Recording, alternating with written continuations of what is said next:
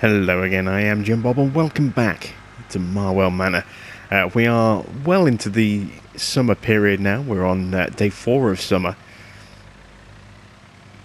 And we're on our way to the store to go and collect a couple of items that we have waiting for us. I'm just going to disconnect the pallet forks off the front of my front loader here. Just reverse out. There we go. So I've taken some of the money that we earned yesterday and I have made a little investment. So we have a new piece of equipment that we've purchased that is waiting for collection, and we've also leased something as well. And the combination of the two are going to hopefully speed up just how quickly we can turn around these bales today. Because we are going to be collecting all of our silage bales off the field, and there are a lot of them. You know, they're kind of spread out all over the field as well, so it's going to take us quite some time to sort of go and grab those one at a time and load them on a trailer, and then take the trailer to the sell point and then go back, and so on and so forth. So to try and speed things up a bit, I have invested in two items, one of which is a purchased item, the other is a leased item. Now the purchased item is actually something that we kind of don't really need right now, but has a useful extra component that we can use straight away, and it is a round bale shredder. Now this is for when we do get our dairy herd up and running. It's so that we can shred straw bales into the cow barn, put down some straw bedding, and they also come with an attached bale spike, a detachable bale spike. So it's something that we were going to need just for... Oh, I can hear a jet screaming overhead. I don't see it out the sunroof, but it's out there. Yeah, we're going to need a bale spike. And as I say, our shredder has a bale spike built into it, which we can detach from the main unit. And we're going to need to be able to put straw bedding down. So getting the bale shredder complete with those bale spikes is a bit of a no-brainer, really. And it only cost us about 2,500, maybe even less than that, to purchase. So very, very cheap. Very, very useful. Definitely something that we need. And the other items you can see is the round bale trailer here, the auto load trailer. Now this is leased, the Ursus collector here. We don't own that, we've just leased it. We'll be using it today, and we're going to try and do a second cut either later today or more likely, I think, probably tomorrow. Depends how long it takes us to get stuff done today. But we will be doing a second cut before we get our harvests underway. So we're going to hang on to it. We'll pay, I think, £300 a day in additional leasing costs on top of the 1,500 or so that we've paid already. So it's not horrendously expensive. But what we'll do is we'll lease it, we'll use it today, then we'll stick it in a shed until we've got our second cut of bales done. And then once we've collected that second set of bales, we'll then return it. And maybe actually look at buying one next year if we have cash to spare. There are other things that we need to purchase. Whoops. Hope I haven't done any serious damage there. Other things that we need to purchase before this trailer. I mean, we can make do with the setup that we used last time. It's more time consuming, but it's still a working and viable option. But it would be a nice addition to our equipment roster if we could get one of these trailers. They're 39 grand, so they're not the cheapest. And 39 grand, that is, you know, 15 cows, give or take. Not far off 15 cows. So, you know, if it comes to a choice between cows and the trailer, it's the cows. You know, the trailer is, as I say, a luxury purchase for us at this point. It's not something that we need, but something that certainly could be very useful. However, this shredder is something that we will definitely need, and having, as I say, those detachable bale spikes just means it's one of those things that just makes perfect sense.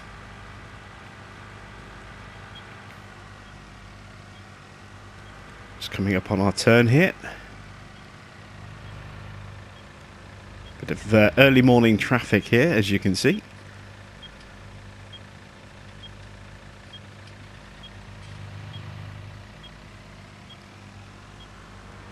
There we go. So we'll drop off our bale shredder, but we'll keep the forks attached. And then we'll go straight onto the field, and we're going to bring the bales down into the yard and then load them onto our trailer from the yard itself. Although we could theoretically just take the bales like this. Actually, that's something we could do, possibly. I don't know. I'll need to think about that. Let me just detach the trailer here for a second. Leave that there. Take this back to the yard like this.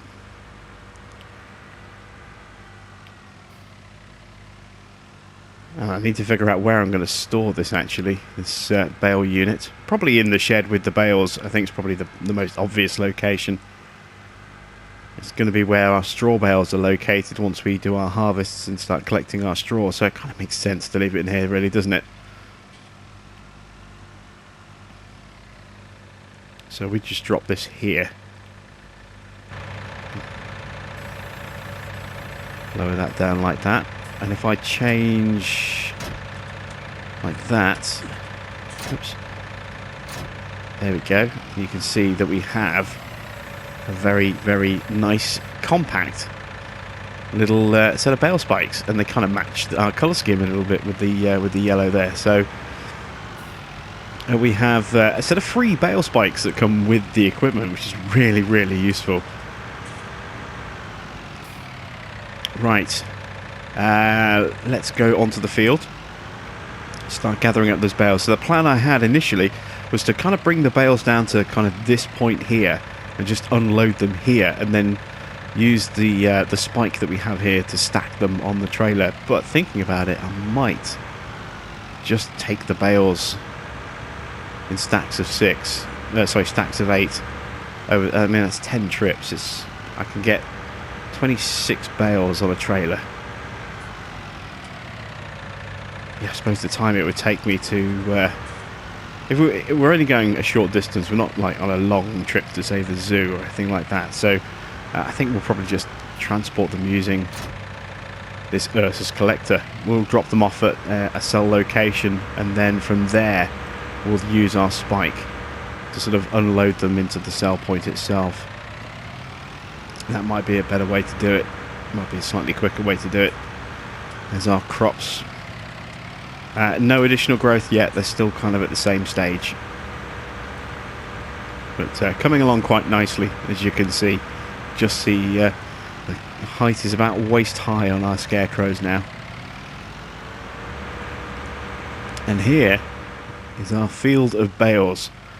It's a big old field, as you can see.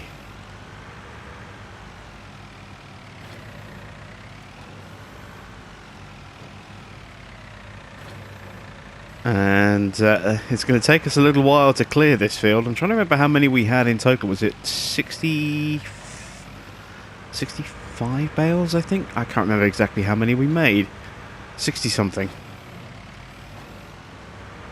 Obviously, it's only been a couple of days since the last episode went out, but for me, it's been, you know, about 5 days since I recorded the previous episode, 5-6 days. So I don't remember exactly how many we made without going back and checking the footage. We'll find out as we gather them all up. And there we go, that's our first trailer load already. So, as I say, I mean, we could just kind of collect them like this, transport them like this. I do want to keep some bales at the yard as well, don't forget. I want to keep at least as many bales for silage as I've got hay, because I'm thinking we'll probably go into cows before we go into sheep. So I don't have to worry about creating another batch of, or having extra hay bales just for the sheep. We're going to go into just one of the animal types. We're not, to start with, we're not going to try and take on cows and sheep at the same time. It would just be a very inefficient way of trying to get animals up and running. Splitting our resources and our funding across two different livestocks means that we're only bringing in very, very small quantities of both animal types, where we can just focus on one and we can bring in a lot more. So let's unload these sort of here. We can deal with these in the shed later. I'm still undecided as well whether or not to kind of maybe bring them all down here and then just transport with the trailer.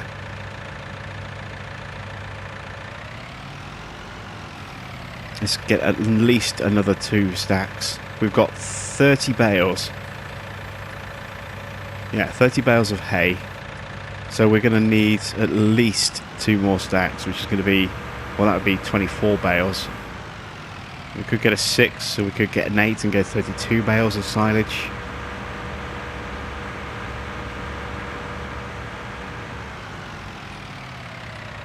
I think what we'll do is just go with 24 in the shed, have a slight surplus of hay. Plus that means it's more that we can sell. And right now we do kind of need to raise the cash. We have not only a need for some new equipment coming up, obviously we have a need for some livestock. I would like, if we have enough money, to maybe pick up at least a couple of cows today. But we also have that £50,000 loan payment that we have to make at the end of the year as well, once our harvesting is done. And ideally, I'd like to pay off more than that if I can. 50 is the absolute minimum we have to pay as part of our agreement with the Hollisters for that extra funding that they provided in early spring, when we realised that it was great that we had a great setup in terms of equipment and land, but we just didn't have the money to actually work the land, which is always a bit of a problem. There's no point having great fancy equipment if you then can't actually use any of it. So yeah, we needed to get that extra investment in, and the terms of that extra investment were, we'll give you the cash, but we want a minimum of 50,000 paid off at the end of the year. So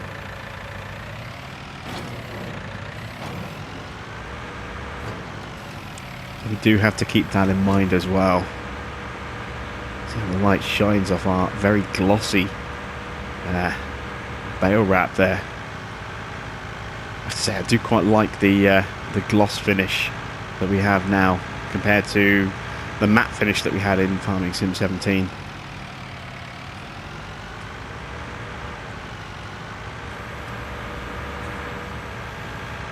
I suppose we could have left the spikes on the shredder until we needed them, but never mind. We've got them hooked on. At least this way I won't forget them. I mean, that is more than likely what would happen if I didn't have them attached. I would forget to attach them, drive off and go, I forgot the spikes, and have to come all the way back again. And I've done things like that before.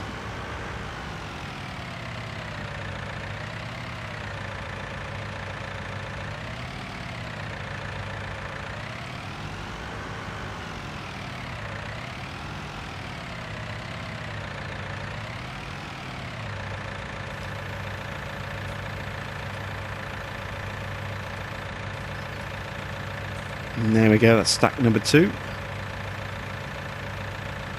These don't have to be perfectly lined up because these are what are going to be transferred into our storage in there, and they'll be stacked up alongside the hay bales so that we can just drive in and spike individual bales as and when we need them. So we're just going to stick the bales for storage just there for now. So at least one more stack. I might go to, I'll just go one more stack.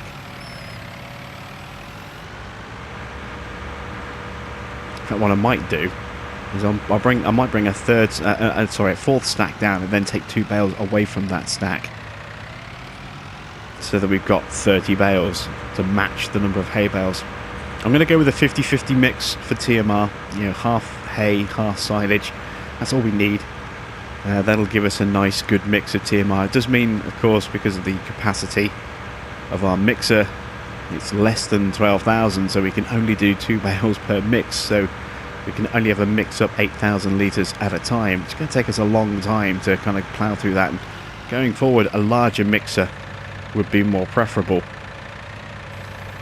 But we'll make do with what we have. Of course, going forward we'll be going with loose silage instead of wrapped bales for part of the TMR mix as well, so we can potentially load in more silage than straw, as long as we have at least the minimum requirements of one of the 2 components, which I think off the top of my head, if it's the same as 17, means a 25-75% mix.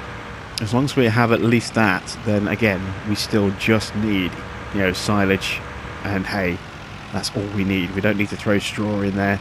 We don't need to worry about feeding the cows with grass. We just need or separate amounts of hay and then separate amounts of silage. We just need to make our TMR, and that's it. That's all we'll need. And obviously water as well. But in terms of food, no need for, you know, TMR and hay and silage. No need for straw for food as part of the TMR mix. No need for separate grass. We just need our TMR mix, and we're going to go, as I say, because of our mixer capacity, we're going to go with 1 of each bale for each mix that we make. So 8,000 litres, 4,000 of silage, 4,000 of hay, a bale of each. That'll do the job for us absolutely fine. And like I said, I'd like to bring at least a couple of cows today. Now I'm pretty confident we'll have enough money to be able to do that, and maybe even do, you know, look at something else as well. I am looking at changing our seeder as well. I realised that if we're going to be doing cover crops, you know, over the winter every year, then we only need to apply 1 proper stage of fertilisation, because the cover crop will be our other stage. So the Pronto, while it's good, it also is now kind of slightly unnecessary. I mean, we don't really need the direct drill. I mean, the direct drilling is helpful, but I kind of like to cultivate anyway after harvesting. So I'm thinking that we get ourselves a decent sized cultivator, and I've got my eye on one that's not too big, a decent kind of size.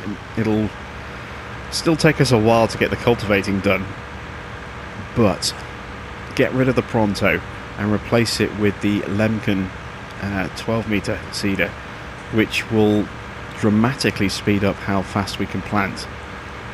You know, it'll add an extra 3 metres on our working width every single pass, and you know, some of those passes are very, very long, especially when you get, you know, to field 18. That field is so big, and that 3 metres per pass every pass, and they're long passes, that eats up so much more of the field in just 2 or 3 passes, and it saves us so much time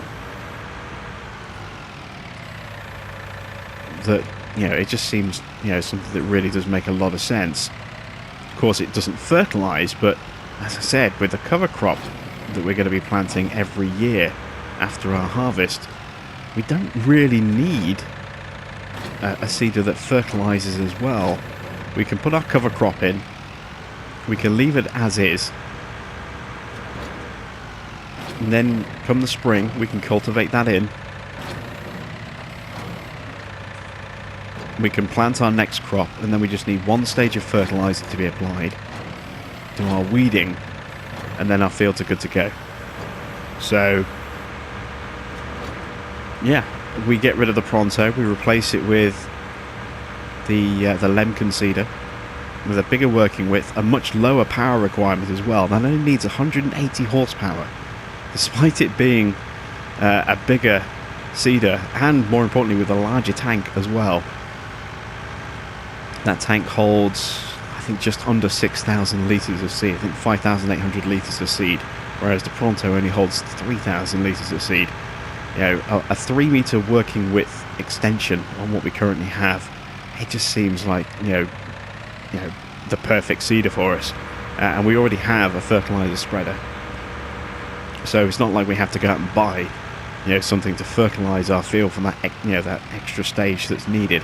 We already have that equipment. You know, it's the same thing we use to lime our fields, and same thing we fertilised our fields with as well. So yeah, we just swap the seeders out, and that'll speed up our planting next year. So that's something we'll be looking to do in the off season, is get rid of our Pronto and replace it with the Lemken seeder. Right, there we go. That is 32 bales. We'll take 2 of those back towards the end. I'm going to go grab the rest of those and start delivering those over to our sell point. And I will then meet up with you there. So I'll jump on and I'll see you in a little while.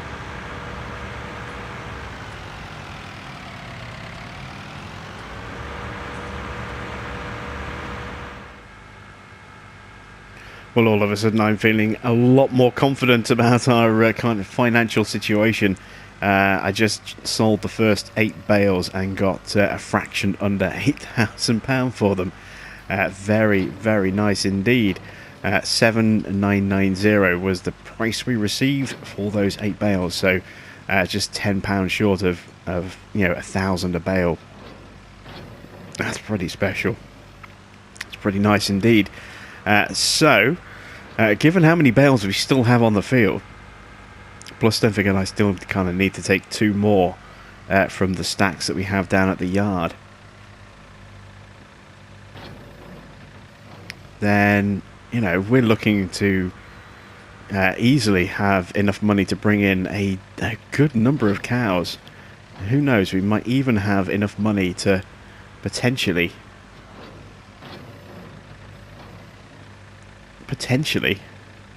even pay off some of the loan as well. I want to have a look at some other sort of options for, you know, equipment. But if we can get the loan payment out of the way, or at least, you know, some of that loan payment out of the way, then that's we're full. Then that's a little bit more cash that we'll have available once the harvest money comes in. Obviously we'll be harvesting in autumn and then selling in our winter period, so the money that we raise from that will kind of determine just how how much money we'll have to spend and how much money we'll have to pay off. We'll have, you know, once we've paid that loan portion off. Now we can clear some of that loan debt now here in summer, then that's less of an obligation that we have to worry about at the end of the year. Means more profit available from our harvest itself. Plus we also need to make sure that we have some working capital available as well. It's all very well us bringing in a huge sum of money over the winter and then spending a whole chunk of that on equipment and then clearing the loan and then having little cash left, because we still have 2 fields. Well, once we get the ploughing done on field 18, field 19, our meadow, 3 fields that are going to need liming, and as we saw just how expensive liming can be on field 18. Here's something that you might not have realised as well. The silo, at least on normal economy difficulty, which is what we're using at the moment, the lime station silo at the main farm is cheaper than the pallets. It's cheaper than the big bags. I put in 8,200 litres on a test file into the back of that, and it cost me less than it would have cost me to buy 8,000 litres using pallets which is the most expensive option, and then 8,000 litres with big bags, which is slightly cheaper. I think it's £400 for a 1,000 litres with the big bags, and then 450 with the pallets. So it works out at £900 for 8,000 litres.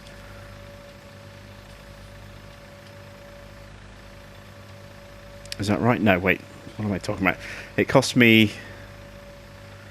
It's 1,000 litres per £400. So, trying to get the mental maths right. It cost me about £200 less, I think it was, to buy with the silo than it would have cost me with the pallets or the bags. So it actually is slightly cheaper to use the silo at the farm. Now I know traditionally, silos are more expensive than bags or pallets. It's kind of, you just pay that extra cost for the convenience. That's certainly how it was in 17, but in 19, at least on this map, the lime station is actually cheaper than going out and buying boxes or bags of lime. So a little bit of information for you there, and we'll kind of demonstrate that when we do actually come to lime our fields a little bit later in the year.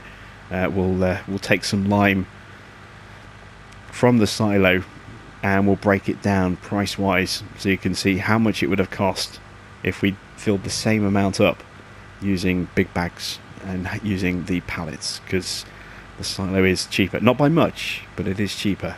And considering how many times you're going to need to refill your lime spreaders, it's a saving that will add up over time quite quickly.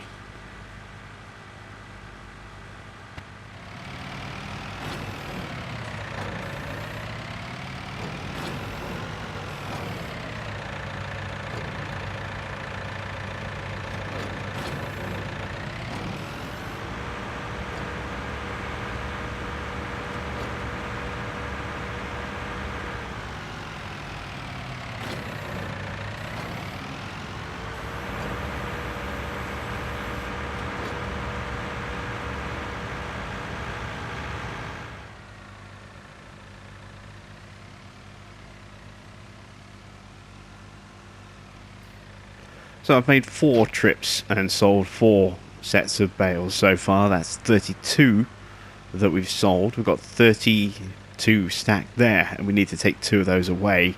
I have 5 more on the trailer, as you can see. So that is going to be a total of 32, 64, plus those 5, 69 bales in total, and we're going to be selling 39 of them. That's quite a lot of bales. And you can see financially we've done very well out of it so far. We're getting 7,990 pretty much every time we sell, so we've made quite a nice little bit of cash. Now, can I lift 2 without it causing counterbalance problems? Yes, I can. Look at that. That is a little bit of a lift at the back there, but generally a pretty good sign. Again, I'm just going to drop those there for a second. Oops. Drop the whole assembly. There we go.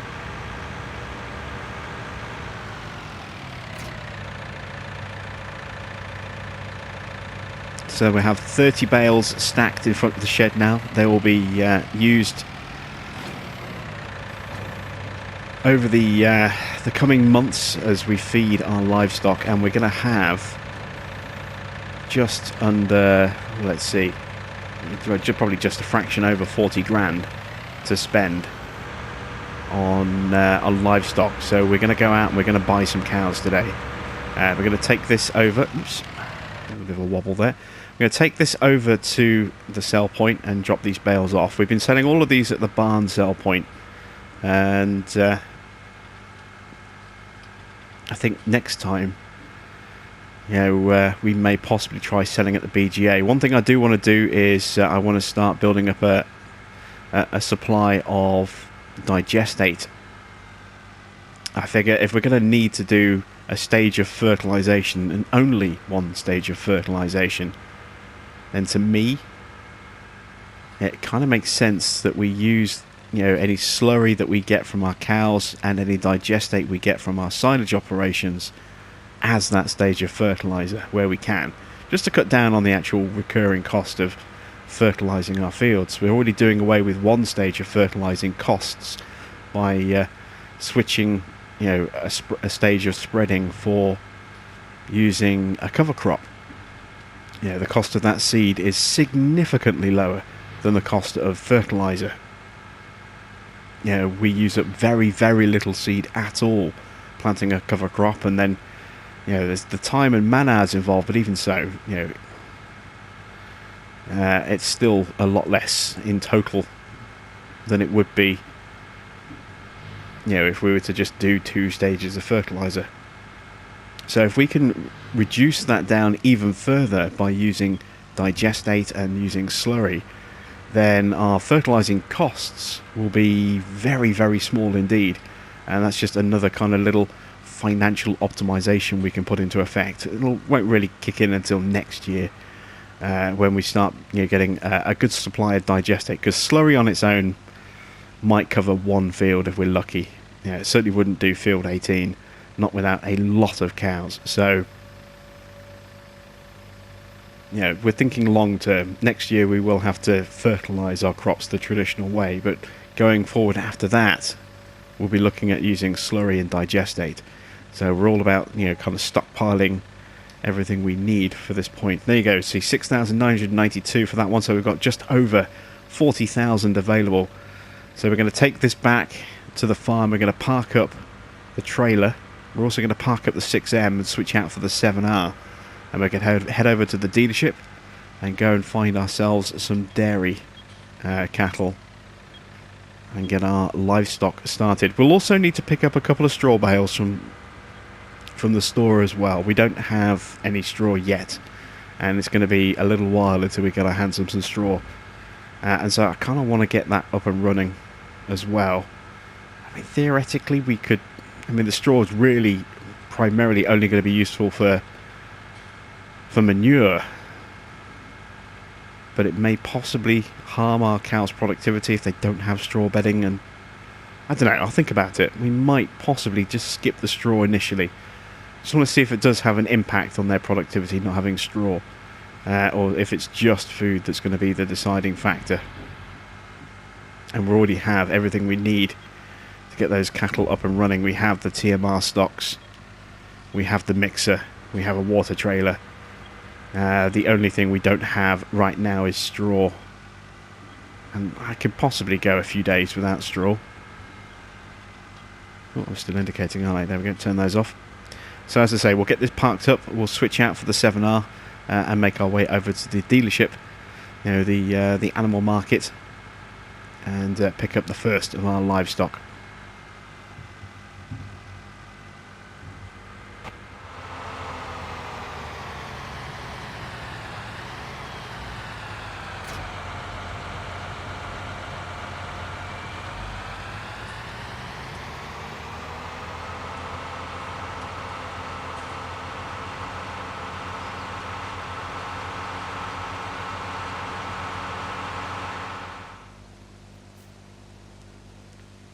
Okay, so I've just been inside the dealership and we have agreed on 12 cows. It's going to set us back £30,000 for the 12. Let's just get in.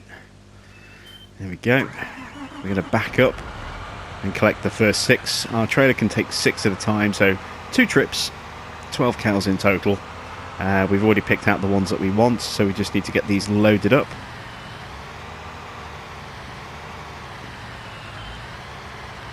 And then transported to the farm.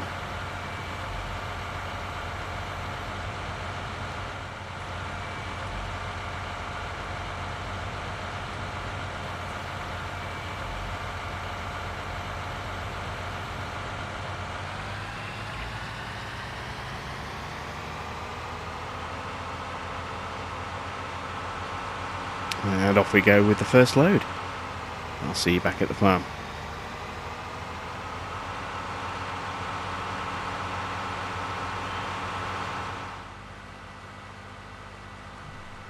And here we are arriving back at the farm with our first load of cows. So we've got 6 behind us. We've got to go back and make another trip for the other 6. But first let's get these this first batch kind of tucked away in the shed. Once we've done that, we will go make sure that the water trough is full. We'll mix up some silage and some hay into TMR.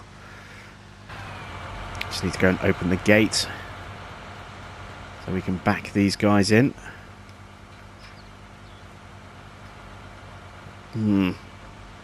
Hopefully those bales aren't going to get in the way. That's a little bit tight, actually.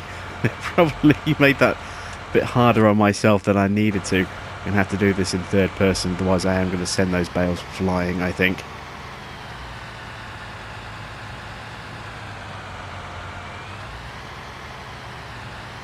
Make sure I don't take the gate off its hinges as well. Oops.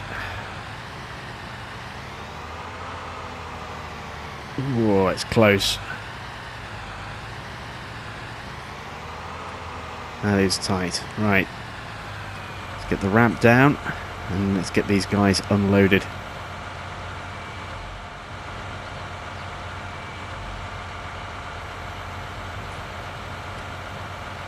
Excellent stuff. Right. Ease my way out of here. Make sure we close the gate behind us.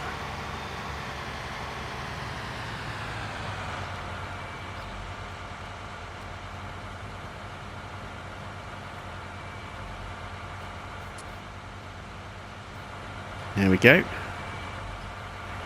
And let's go get the second load of cows.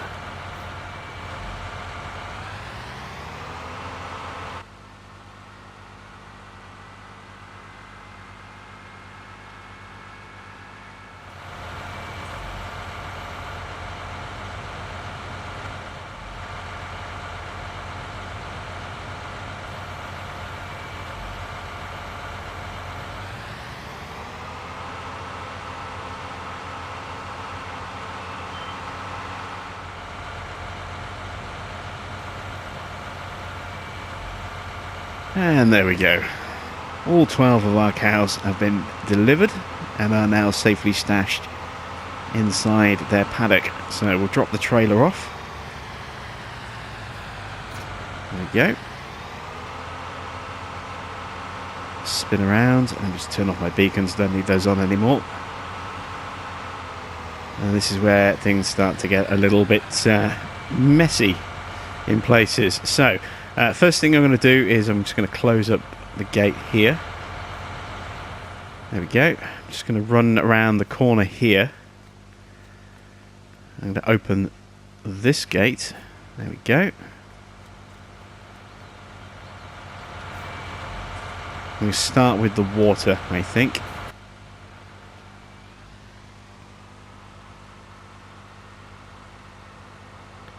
Let's grab our trailer. There it is.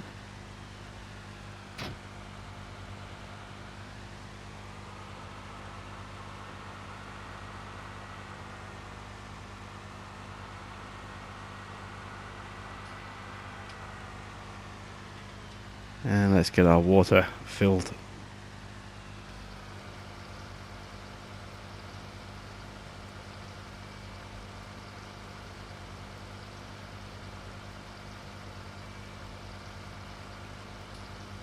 It's taking a little while to get filled, but you can just see in that little line down the centre of the tank the fill gauge going up. So at 4,000-ish litres, I'm assuming 5,000, about 6,000 now. It's not far off, is it? About 7,000. No, it's not an accurate scale because it goes up to 8,000 on the chart, but we go past that before we hit that. So not an accurate scale there, but at least, you know, at least it fills up. That's the important thing. Now, can I turn through there? It's probably going to be a little bit tight, so I'm actually going to, I think, reverse through this gate. This might be a little bit easier.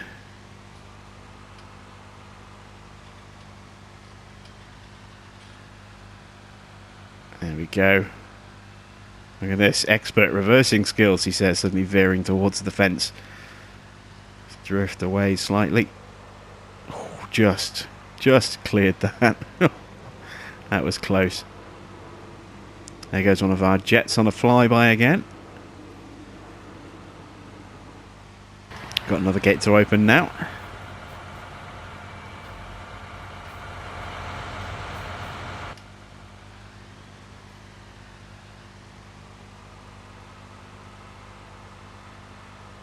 And there you can see our livestock happily grazing away in their little paddock.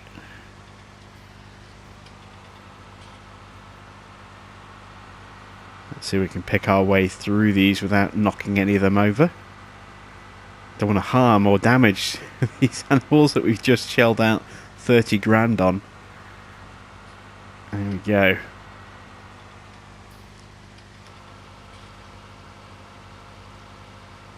I doubt we're going to need that much water. I'm thinking 8,000 might be enough. It might be more than enough. We may possibly still have to do another top-up.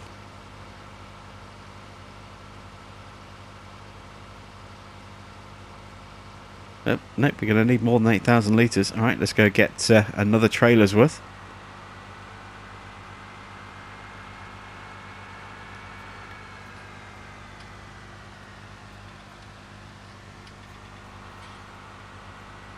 Probably should be doing this in the 6R rather than the 6M rather than the 7R, but never mind.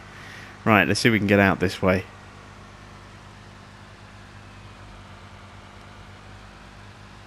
It's a bit tight. Yes, we can make that a bit more comfortably than I was expecting, actually. So we'll try going in facing forward this time, instead of trying to reverse our way in. Be quicker once we make that turn. Once we've got the water done, we're going to start mixing and pouring our silage and hay TMR mix. And then after that, I am going to go grab... In fact, I might do that first, actually. I might go to the store and grab a bale. Just going to grab a bale of straw. One should be enough, I think.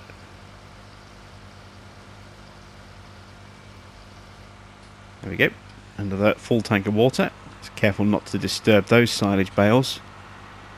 Don't want to send them flying all over the yard. We're going to have to stack those inside our shed a little bit later. At least the ones that we don't use now, anyway. There we go, we're in.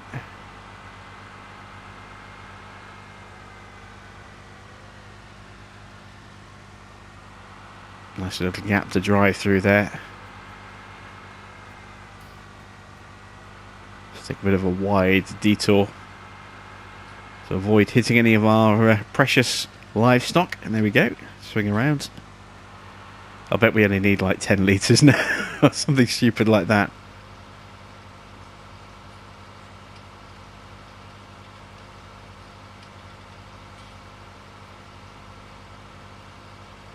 Ah, there we go. So 12,000 litres of water. That's not too bad. Tank and a half. Pick our way through. Good stuff.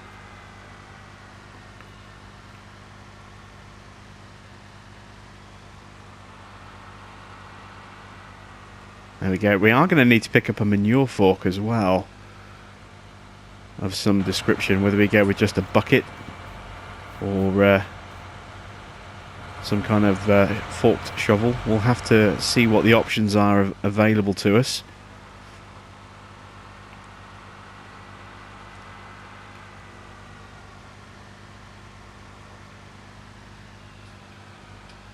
Don't know why I'm looking to see if there's any traffic coming. I think it's just force of habit getting to a junction, checking I'm not going to be crashing into oncoming traffic. We're here in our yard. It's a private road. There will be no traffic down here apart from me. And I'm not likely to crash into myself. Well, there, so that you never know. Stranger things have happened here in Marwell.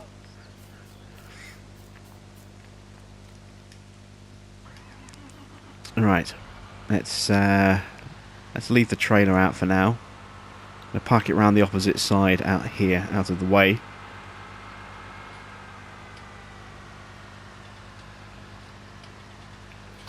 There we go. We'll sort out a new home for that a little bit later, I think. Got to figure out where I want to start storing all these specific bits of equipment. And here's where I'm going to have to move the 6M so I can hook up the mixer. If I park there for a second, engine off, we're going to head over to the store and we're going to go buy that bale.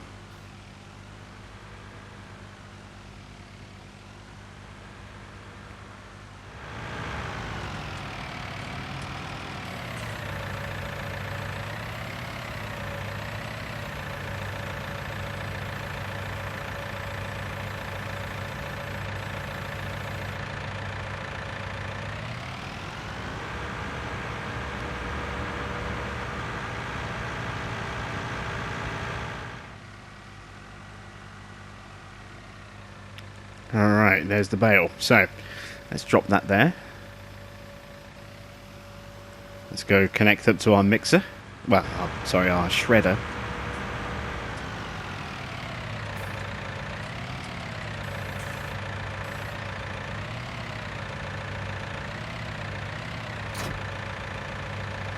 There we go.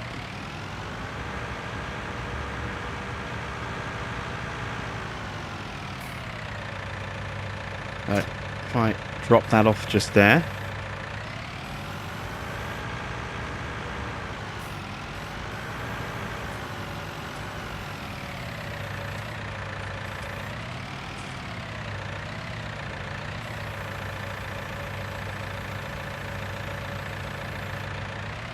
I'll load the bale into it.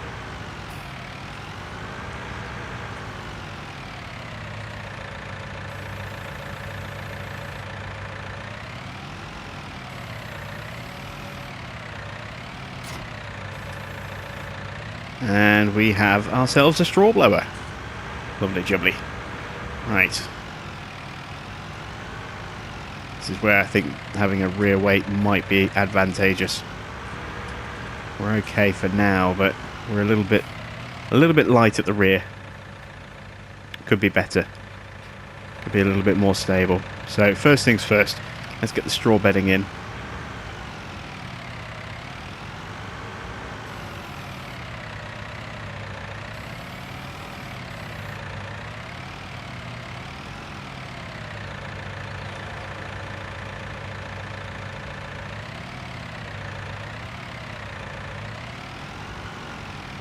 I had it for a second.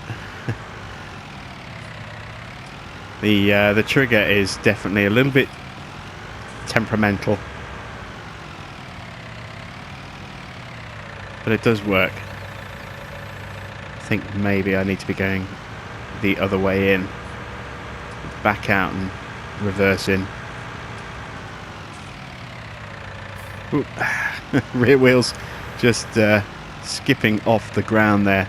Yeah, we definitely need to make sure we have a weight going forward when we do this. Now we've got to get in without catching the stack.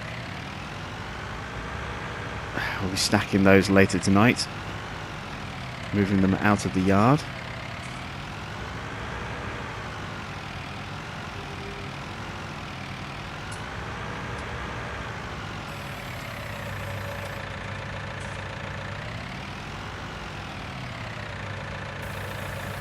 There we go.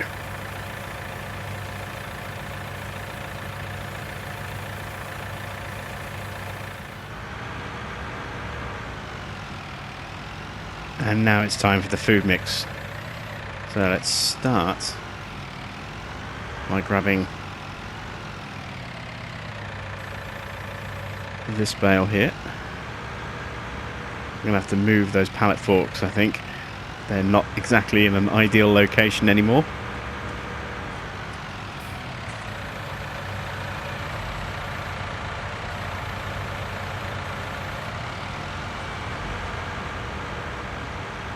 And we'll grab a bag, or a bale, or a bag of silage.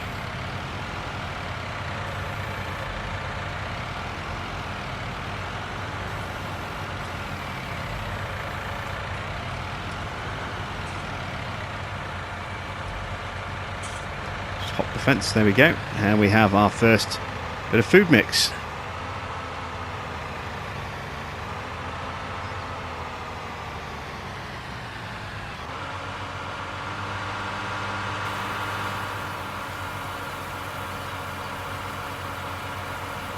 There we go, and I'm guessing these 12 cows are going to need quite a little bit, so I'm going to have to rinse and repeat this job, I think, make sure we get enough food in our trough, and then anything that's left over we can just keep in the mixing wagon itself and then unload that, you know, probably the next day to make sure we do that. I have also picked up a cutter from the store as well. It's waiting for collection. We'll be going to collect that, you know, at the end of the food prep.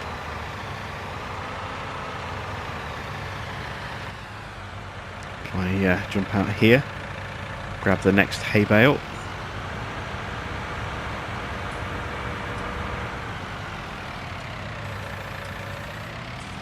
Again, trying to avoid running over the spikes or the pallet fork. There we go.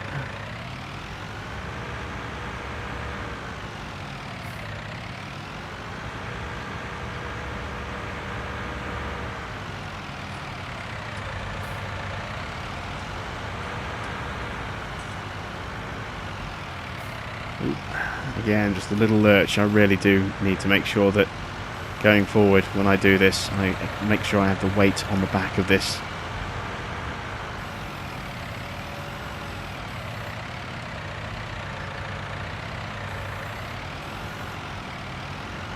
Just to stop it from lurching and tipping. There we go.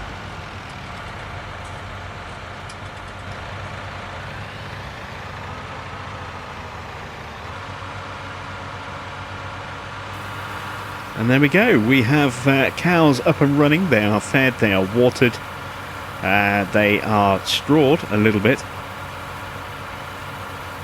and they are now effectively up and running properly. So I'm going to carry on filling the food trough, then when that's done I'm going to go and collect the cutter from the store, and then when I get back I'm going to just move some of the tools around a little bit and start stacking the remaining silage bales that we have into our storage bay just over there, our little sort of covered barn where we're keeping the other bales.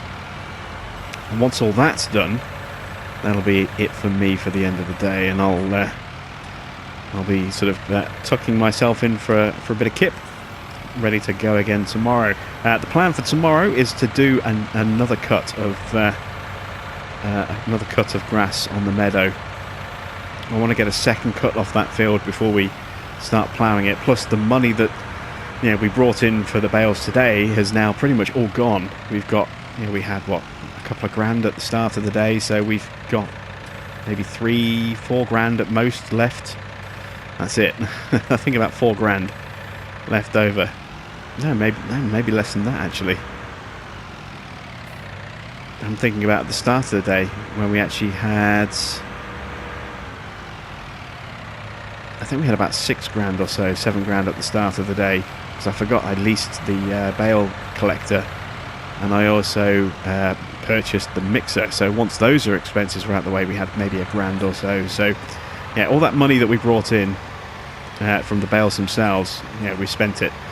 So we're going to start the whole process all over again tomorrow. We'll do another load of mowing, get some bales made out of those. We'll probably end up stacking those here in the yard and leave them fermenting here so that they're off the field, and then potentially, you know, the day after that we could even start cutting up that field. I don't know if I want to go for a third cut. Might be pushing it a bit because we've got the harvest coming up soon as well, so we just might not have time for a third cut. But we'll see how we go. And that's basically where we're going to leave it today and where we're going to pick it up from tomorrow. So that's it from me. Thanks for watching. I am Jim Bob, and I'll be back with some more Marwell Manor very soon.